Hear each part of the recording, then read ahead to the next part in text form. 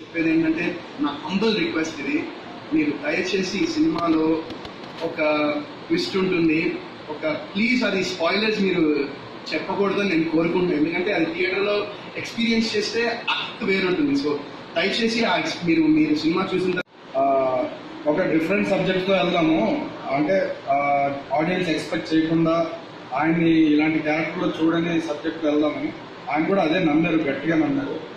So ఆయన నమ్మకం ఈరోజు నిజమైన అండ్ థ్యాంక్ యూ వరుణ్ గారు. హోప్ఫుల్లీ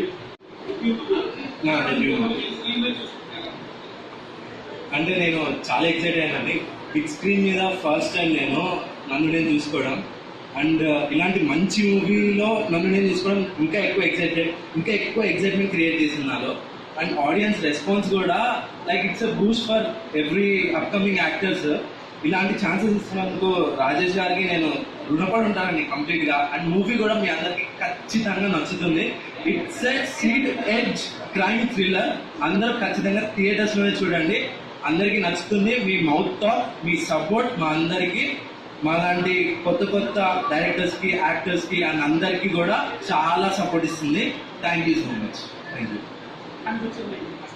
చాలా బాగుంది. అంటే వెరీ హ్యాపీ. చాలా ఇయర్స్ తర్వాత యాక్చువల్లీ నేను ఇలా థియేటర్కి వచ్చి నేను చేసిన ఫిల్మ్ ఇలా చూద్దాము. So I'm pretty happy. And ఇంకా